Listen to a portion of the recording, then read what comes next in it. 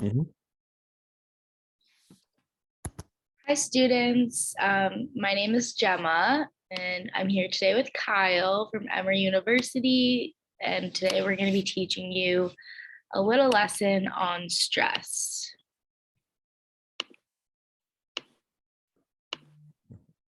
Okay, so before we get started, as you're getting settled, we just want you to take a look at this slide and think about which Squidward represents how you're feeling today. And then maybe share with a neighbor which one you're feeling and compare. So we kind of just want to check in, see how you're doing. Maybe you're feeling happy like Squidward number 3, or maybe you're feeling a little stressed like the first 2. So just take a minute, think to yourself how you're feeling, maybe share with your neighbor. Just try to check in with one another.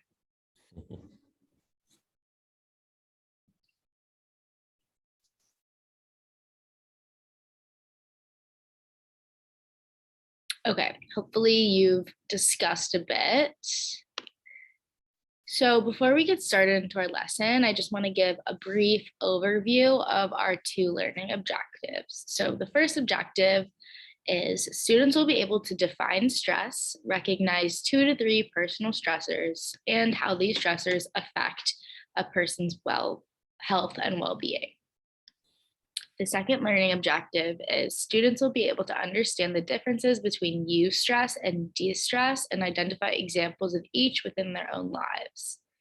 So if there are any words that are used in these 2 learning objectives, feel free to ask your instructor, your teacher to clarify, but we will be going over things like eustress and distress and throughout the lesson. So hopefully that'll be clear eventually. So these are just a brief snapshot of the knowledge you should gain throughout this lesson. Okay, so what is stress? The first thing I want is to ask yourself if you've ever felt overwhelmed and think kind of what it felt like. You can take a moment to just reflect on maybe a time you've experienced feelings of stress. So if you're not sure what stress occurs when life's demands overcome our ability to cope. Experiencing stress can cause feelings of tension in your body and can affect your mood, your sleep, your ability to do physical activity, your mental health, and your overall ability just to function.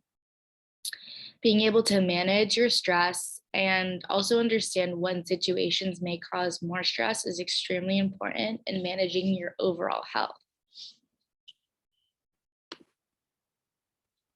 So the following on this slide are examples of personal stressors that you may encounter. These include school, sports, conflict, social media, illness, and just feeling overwhelmed by life in general for no particular reason. So we talked about positive mental health in a different lesson, and sometimes when you're feeling down or feeling like at a low energy level, normal stressors that may be positive in your life or you may not pay attention to otherwise can become really overwhelming, and you can start to feel like you're just unable to deal with those stressors. And so it's important to understand and identify the personal stressors you may have in your life so that you can develop coping situations of high stress.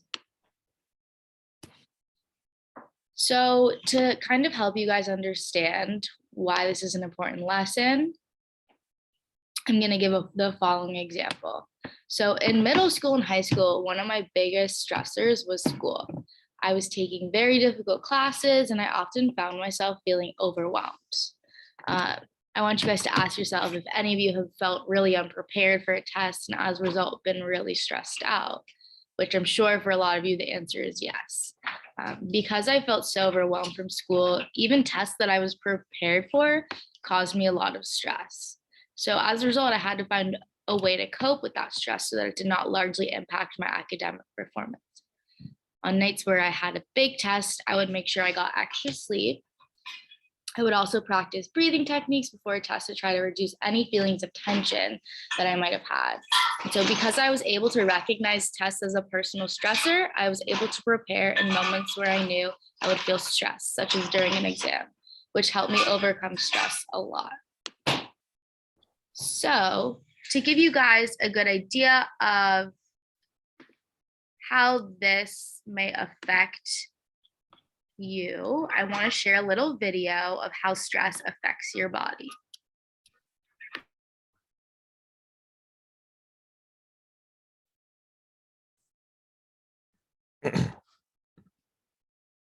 Okay.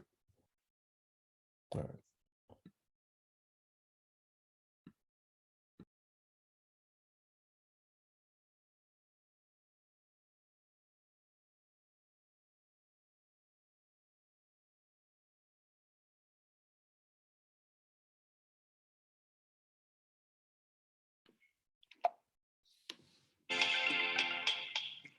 Cramming for a test, trying to get more done than you have time to do. Stress is a feeling we all experience when we are challenged or overwhelmed. But more than just an emotion, stress is a hardwired physical response that travels throughout your entire body. In the short term, stress can be advantageous, but when activated too often or too long, your primitive fight or flight stress response not only changes your brain, but also damages many of the other organs and cells throughout your body. Your adrenal gland releases the stress hormones cortisol, epinephrine, also known as adrenaline, and norepinephrine. As these hormones travel through your bloodstream, they easily reach your blood vessels and heart. Adrenaline causes your heart to beat faster and raises your blood pressure, over time causing hypertension. Cortisol can also cause the endothelium, or inner lining of blood vessels, to not function normally. Scientists now know that this is an early step in triggering the process of atherosclerosis, or cholesterol plaque buildup in your arteries. Together, these changes increase your chances of a heart attack or stroke. When your brain senses stress, it activates your autonomic nervous system. Through this network of nerve connections, your big brain communicates stress to your enteric or intestinal nervous system. Besides causing butterflies in your stomach, this brain-gut connection can disturb the natural rhythmic contractions that move food through your gut, leading to irritable bowel syndrome, and can increase your gut sensitivity to acid, making you more likely to feel heartburn.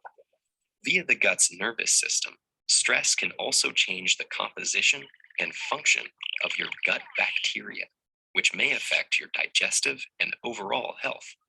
Speaking of digestion, does chronic stress affect your waistline? Well, yes. Cortisol can increase your appetite. It tells your body to replenish your energy stores with energy-dense foods and carbs, causing you to crave comfort foods. High levels of cortisol can also cause you to put on those extra calories as visceral or deep belly fat. This type of fat doesn't just make it harder to button your pants. It is an organ that actively releases hormones and immune system chemicals called cytokines that can increase your risk of developing chronic diseases, such as heart disease and insulin resistance. Meanwhile, stress hormones affect immune cells in a variety of ways. Initially, they help prepare to fight invaders and heal after injury, but chronic stress can dampen the function of some immune cells, make you more susceptible to infections, and slow the rate you heal. Want to live a long life? You may have to curb your chronic stress. That's because it has even been associated with shortened telomeres, the shoelace tip ends of chromosomes that measure a cell's age. Telomeres cap chromosomes to allow DNA to get copied every time a cell divides without damaging the cell's genetic code. And they shorten with each cell division. When telomeres become too short, a cell can no longer divide, and it dies. As if all that weren't enough, chronic stress has even more ways it can sabotage your health, including acne, hair loss, sexual dysfunction, headaches, muscle tension, difficulty concentrating, fatigue, and irritability. So, what does all this mean for you?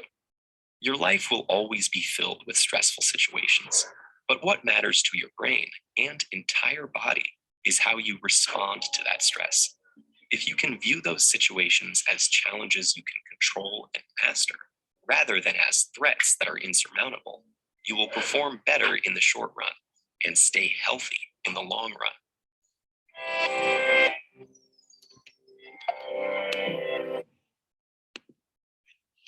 Okay, so I know that that video had a lot of different kind of complex bodily effects of stress, but the kind of message that I want you guys to take away is that stress, like the video said, is inevitable, but the way you handle it can have a lot of different physiological or bodily effects that are important to take into account so that you think of controlling your stress as something you should prioritize and something that's important to you.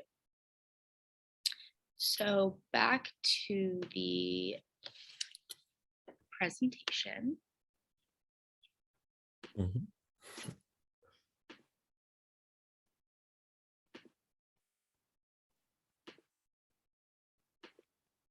I was gonna kick off some knowledge of eustress versus de-stress. All right. Thank you, Ms. Gemma. So now that we know that we really need to try to keep our stress in check, we need to know that there are two different ways that we can look at our stress. We've learned about stress and our personal stressors, so it's important to learn about positive stress and negative stress, also called eustress and distress.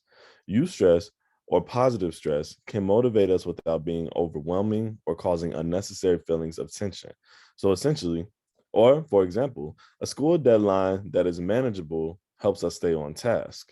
We know that the deadline is coming up, so we're going to do the work to do it, and we know that we can handle it. It doesn't become overwhelming. We're not cramming, we're not waiting until the last second, we're not worrying ourselves too much about getting the work turned in because we know we're going to get it turned in on time and with enough effort where we don't feel overwhelmed.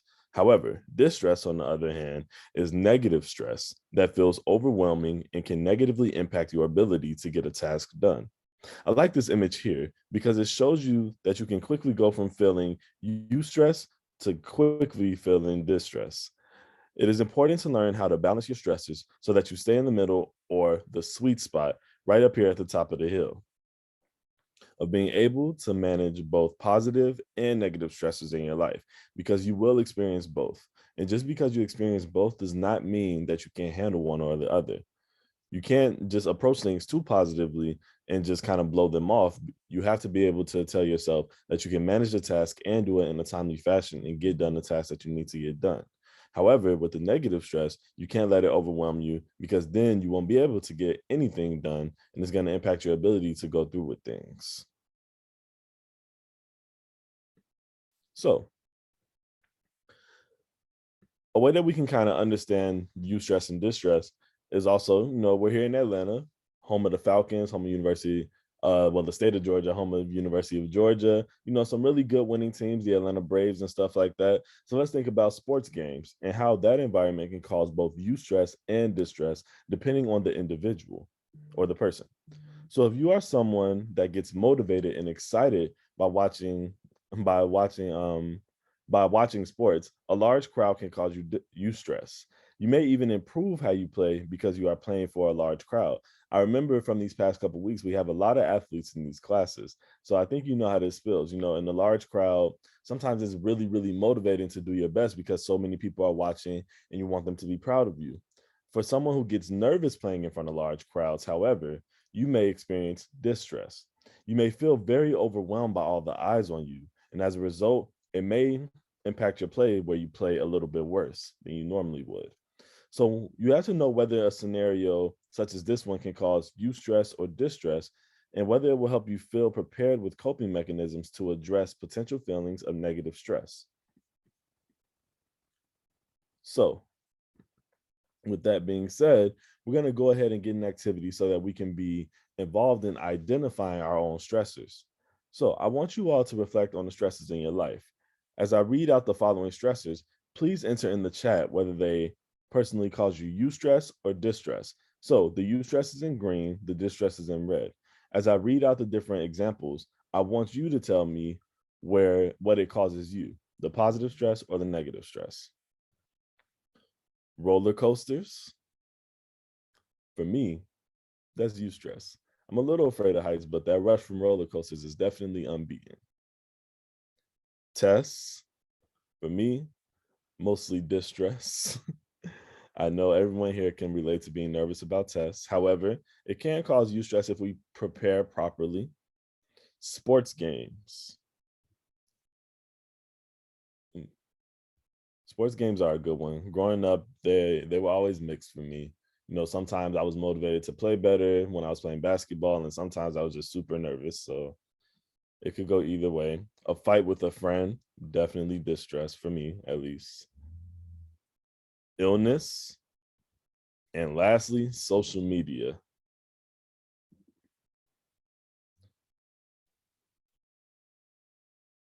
Before we move on, I want to ask anyone if they have any other examples of things that will cause them eustress or distress. And while you all think on it, I want you all to kind of just write down a few examples just to yourself, because I think we're going to use it for our ticket out the door. And if not, then I want you to just look at these stresses and think about the ways that you can kind of turn them into positive stress or overcome them in the most healthy way.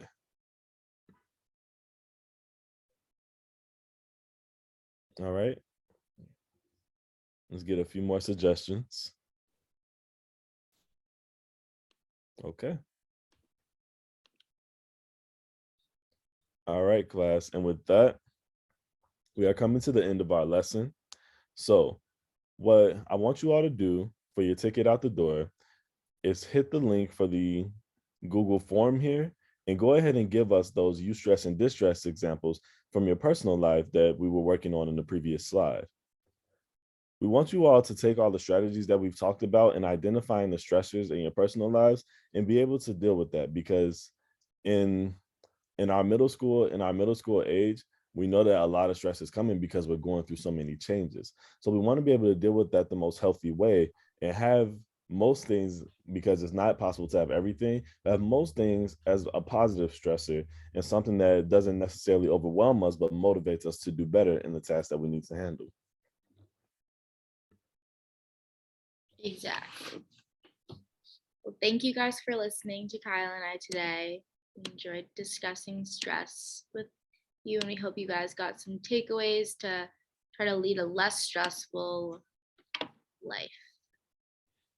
Thank you all so much.